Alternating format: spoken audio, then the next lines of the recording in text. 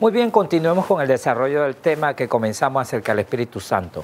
Algunos, ante la evidencia valorada en la primera porción del tercer video, admiten que Dios sí tiene espíritu propio y que la expresión su espíritu se está refiriendo a su propio espíritu. Sin embargo, sostienen que hay una marcada diferencia entre el Espíritu de Dios, su espíritu, y el Espíritu Santo, señalando este último como la tercera persona de la Trinidad. No obstante, esta enseñanza de que el Espíritu Santo es un espíritu distinto al Espíritu del Padre no es solamente ajena a la teología bíblica, sino que contradice abiertamente el testimonio de la palabra de Dios. Al entrar al análisis de este punto, como primera premisa encontraremos que el adjetivo santo solo describe qué tipo de espíritu es. El Espíritu de Dios es santo, por lo cual se le llama el Espíritu Santo. Y ese Espíritu es presentado en la palabra de Dios como su Espíritu. Este su es un adjetivo posesivo que indica que le pertenece a Dios, que es de Él. Por ello, debemos entender que la expresión el Espíritu de Dios simple y llanamente significa que es de su propiedad. Pablo en Efesios 4:30 así lo utiliza usando la siguiente expresión, Espíritu Santo de Dios. Es suyo, es de Él, le pertenece. En Salmo 51:11 otra vez se muestra que el Espíritu Santo es en manera perteneciente a Dios. Esto cuando David le hace una petición a Dios. No me eches de delante de ti y no quites de mí tu Santo Espíritu. Salmo 51:11. En otras partes de la Biblia, el Espíritu Santo aparece como su Espíritu Santo. Isaías 63:10 y en 1 Tesalonicenses 4:8. De nueva cuenta, la expresión su Espíritu describe al Espíritu con un adjetivo posesivo, indicando que le pertenece a Dios, que es de Él, que es su propiedad. Por lo tanto, por ser de Dios, es santo. La Biblia no hace distinción entre el Espíritu de Dios y el Espíritu Santo, sino que afirma que ambas expresiones en significado son una y la misma cosa. En realidad, lo podemos ver o contemplar en las Escrituras en el siguiente relato bíblico de Mateo 1:18, que declara: y el nacimiento de Jesucristo fue así, que siendo María su madre, desposada con José, antes que se juntase, se halló haber concebido del Espíritu Santo. El versículo 20 menciona, y pensando él en esto, he aquí el ángel del Señor le aparece en sueños, diciendo: José, hijo de David, no temas de recibir a María tu mujer, porque lo que en ella es engendrado del Espíritu Santo es.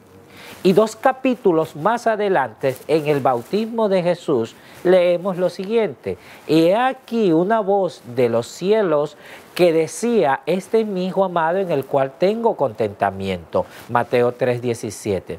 De acuerdo al contexto de estos pasajes, es ineludible la pregunta: ¿quién es el Padre de Jesús? ¿Dios el Padre o el Espíritu Santo, la tercera persona de la Trinidad? Si creemos que el Espíritu Santo es un ser distinto a Dios, el Padre, entonces nosotros deberíamos concluir que el Padre de Jesús es el Espíritu Santo, ya que Mateo en manera explícita declara que la concepción de Jesús fue producto del Espíritu Santo. Sin embargo, si aceptamos la evidencia bíblica que muestra que el Espíritu Santo es el Espíritu de Dios, su esencia, fácilmente podríamos explicar que esa aparente contradicción bíblica no existe. Esto porque las acciones del Espíritu Santo son las acciones de Dios, el Padre. Y por ende, quien efectuó la concepción de María fue Dios, el Padre, por medio de su Espíritu. Si persistimos en la idea errónea de ver al Espíritu Santo como un ser distinto a Dios o como la tercera persona de la Trinidad, es difícil identificar o saber quién realmente es el Padre de Jesús. Es por esto que la interpretación de los pioneros adventistas acerca del Espíritu Santo tiene o guarda una armonía perfecta con lo que se revela dentro de las Escrituras. En contraste, veamos un texto utilizado muy frecuentemente para enseñar que el Espíritu es parte de una Trinidad. El pasaje se encuentra en Hechos 5, el versículo 3 y 4, que lee lo siguiente. Y dijo Pedro a Ananías: ¿por qué has llenado, Satanás, tu corazón a que mintieses al Espíritu Santo y defraudases del precio de la heredad? ¿Por qué pusiste esto en tu corazón? No has mentido a los hombres, sino a Dios. En este texto se suele alegar que el Espíritu Santo es Dios. Esto porque al mentirle al Espíritu Santo se interpreta que se le miente a Dios. Sin embargo, este texto resulta ser una pobre evidencia a favor de la Trinidad, ya que si aceptamos la evidencia bíblica que muestra que el Espíritu Santo es el Espíritu de Dios, su esencia, fácilmente podemos entender que con la palabra Dios que hallamos en el versículo, el autor se está refiriendo al Padre.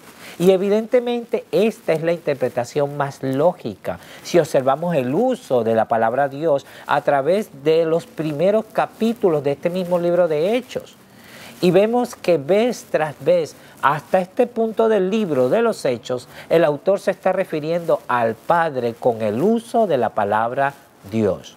Sin embargo, vemos que la conveniencia de Trinitario en su argumento trata de ignorar el uso que se le ha dado a esta palabra Dios, la cual ha sido consistentemente usada dentro de este libro de Hechos refiriéndose al Padre, y sugiere que debemos utilizarla como evidencia a favor de una Trinidad. Yo te pregunto, tú que me escuchas, ¿crees, hermano, que esta conducta pueda dar fruto a una sana doctrina? ¿Acaso no deberíamos de ser consistentes en nuestra interpretación con la palabra de Dios? Y es en esto que deberíamos ser bien honestos, en aceptar la evidencia textual. Si ella demandara fuertemente otra interpretación, entonces habría que cambiarla. Incluso uno de los versículos más tarde, en la próxima ocasión donde se vuelve a utilizar la palabra Dios en el mismo libro de los Hechos, muestra una vez más que el autor no usa esta palabra al azar. Respondiendo Pedro y los apóstoles dijeron: es necesario obedecer a Dios antes que a los hombres. El Dios de nuestros padres levantó a Jesús, a quien vosotros matasteis colgándolo en un madero. A este Dios ha exaltado con su diestra por príncipe salvador, para dar a Israel arrepentimiento y perdón de pecados. Y nosotros somos testimonios suyos de estas cosas, y también el Espíritu Santo, el cual ha dado Dios a los que le obedecen. El último versículo de esta porción bíblica distingue entre el regalo, el Espíritu, y su dador, Dios. El Espíritu es el medio por el cual Dios un ser corporal, se mantiene activo con sus hijos en la tierra. Al Dios dar su Espíritu, Dios mismo actúa por medio de sus discípulos. Ciertamente el Espíritu manifiesta atributos personales y, al igual que el espíritu del hombre, ama, se entristece, puede ser insultado u ofendido, pero esto no porque tenga existencia propia, sino porque manifiesta la personalidad de ese sujeto, de la persona a quien le pertenece. Las acciones del Espíritu son las acciones de esa persona en particular. Valoremos otro ejemplo donde existe una contradicción entre la doctrina de la Trinidad y la Biblia. Esta la encontramos en Mateo 24, 36 y Marcos 13, 32. Empero el día del día y la hora nadie sabe, ni aun los ángeles de los cielos, sino mi Padre solo. Empero de aquel día y de la hora nadie sabe, ni aun los ángeles que están en el cielo, ni el Hijo, sino el Padre. Si recordamos la posición del libro de las creencias de los adventistas del séptimo día, se nos dice que los adventistas del séptimo día creen que hay un solo Dios, que es una unidad de tres personas coeternas, Padre, Hijo y Espíritu Santo. Este Dios uno y trino es inmortal, todopoderoso, omnisapiente, superior a todos y omnipresente. Si seguimos esta misma línea de pensamiento del adventismo moderno, que concibe al Espíritu como un tercer ser divino perteneciente a lo que ellos llaman una Trinidad y por lo tanto poseedor de una omnisapiencia, ¿cómo es posible que esta tercera persona de la Trinidad, la cual es omnisapiente, no sepa el día y la hora de la segunda venida de Jesús? Como respuesta, podemos valorar solo dos posibles opciones.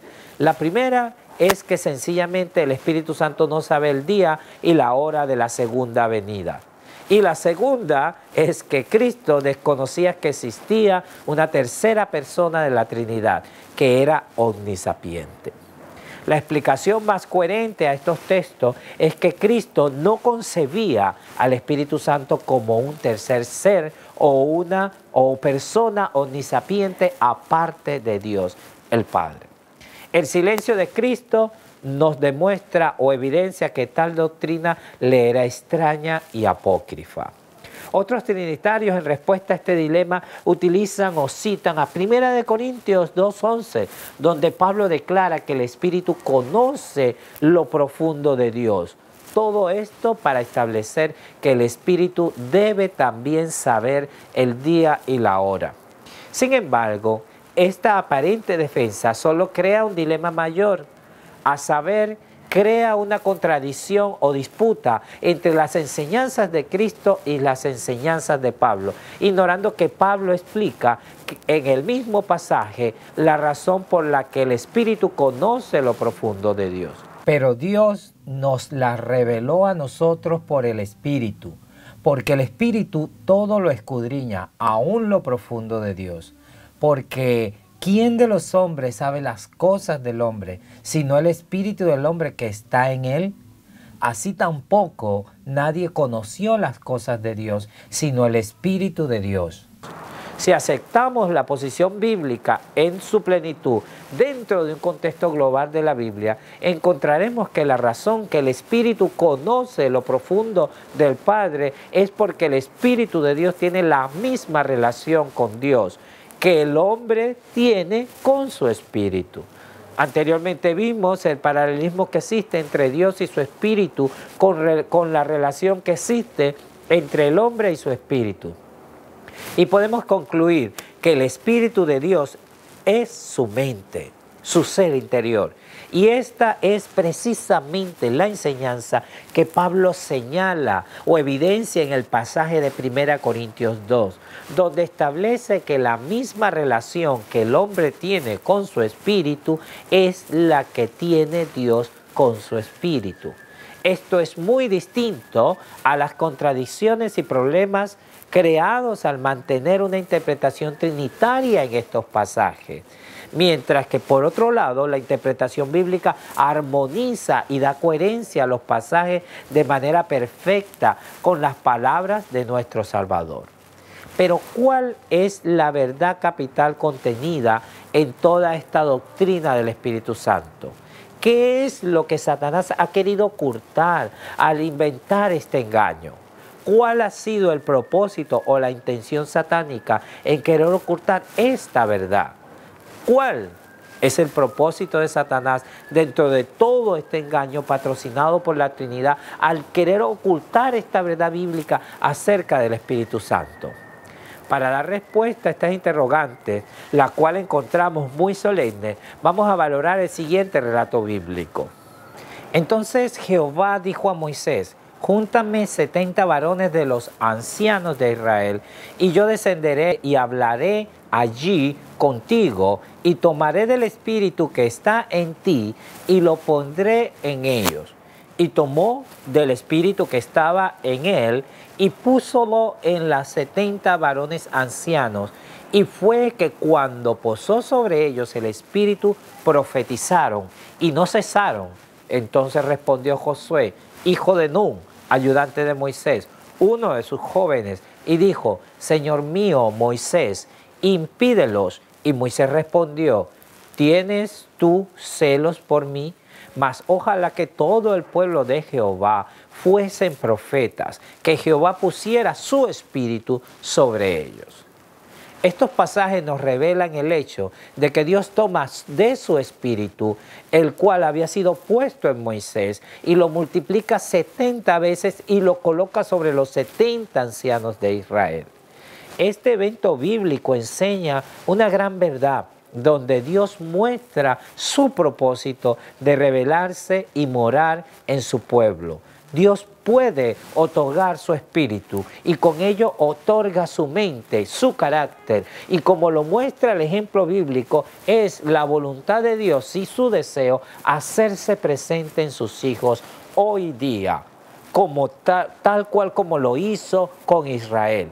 Lo sublime bíblicamente hablando es que esto constituye la promesa de esperanza de parte de un Dios amante para su pueblo penitente. El mensaje es, mis hermanos, que podemos tener el Espíritu de Dios, podemos obtener su Espíritu y con ello tener su mente, tener su carácter. Y esta verdad es bíblica, es profética y fue revelada en el libro de Joel, en el capítulo 2, en los versículos 28 y 29. Y será que después de esto derramaré mi espíritu sobre toda carne y profetizarán vuestros hijos y vuestras hijas y vuestros viejos soñarán sueños y vuestros mancebos verán visiones. Y aún también sobre los siervos y sobre la sierva derramaré mi espíritu en aquellos días. Todo esto es lo que conocemos dentro de la doctrina bíblica como la lluvia tardía, la cual es descrita por el profeta como la recepción del Espíritu Santo, que no es otra cosa que la presencia misma de Dios en el alma del creyente. Y por ende, al recibir su Espíritu, lo recibimos a Él, un Dios vivo morando plenamente en templos vivientes, seres redimidos del pecado y revelando un carácter inmaculado ante el universo. Veamos lo que nos dice el profeta Oseas. Conozcamos al Señor, insistamos en conocerlo, su venida es tan segura como el alba, vendrá a nosotros como la lluvia tardía y temprana que riega la tierra. La mensajera del Señor lo ilustró con las siguientes palabras. Al concedernos su espíritu, Dios se da a sí mismo, haciéndose Él mismo una fuente de influencias divinas para dar salud y vida al mundo. La recepción del Espíritu Santo no es otra cosa sino la presencia misma de Dios en el alma. Desde las edades eternas había sido el propósito de Dios que todo ser creado, desde el resplandeciente y santo serafín hasta el hombre, fuese un templo para que en él habitase el Creador. A causa del pecado, la humanidad había dejado de ser templo de Dios. Ensombrecido y contaminado por el pecado, el corazón del hombre no revelaba la gloria del ser divino, pero por la encarnación del Hijo de Dios se cumple el propósito del cielo. Dios mora en la humanidad y mediante la gracia salvadora el corazón del hombre vuelve a ser su templo.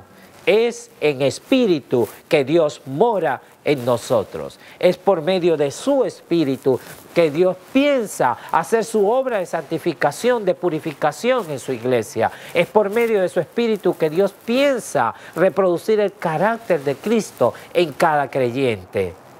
Esta misma idea está plasmada en Efesios 2, 21 al 22, en el cual, compaginando todo el edificio, va creciendo para ser un templo santo en el Señor, en el cual vosotros también sois juntamente edificados para morada de Dios en espíritu. Bíblicamente el espíritu es la omnipresencia de Dios y es por medio de su espíritu que Dios, un ser personal, puede manifestar su plenitud en el creyente. Bueno, hagamos un breve resumen de lo estudiado hasta este momento. Como primer punto fue establecer la comprensión cabal que Dios es un ser corpóreo, con dimensiones y forma, siendo nosotros hechos a su semejanza. Como segundo punto encontramos que Dios, al igual que nosotros, posee un espíritu, de tal manera que observamos varios textos donde Pablo y otros autores bíblicos le atribuyen, le confieren una relación similar a Dios con su espíritu, a la que el hombre tiene con su espíritu. Y el tercer aspecto que valoramos trata de la gran promesa de la lluvia tardía, prometida a cada creyente arrepentido, que es en esencia la presencia de Dios mismo a través de su Espíritu, siendo ese Espíritu la omnipresencia de Dios, la forma que un Dios corporal que está en los cielos interactúa con sus hijos.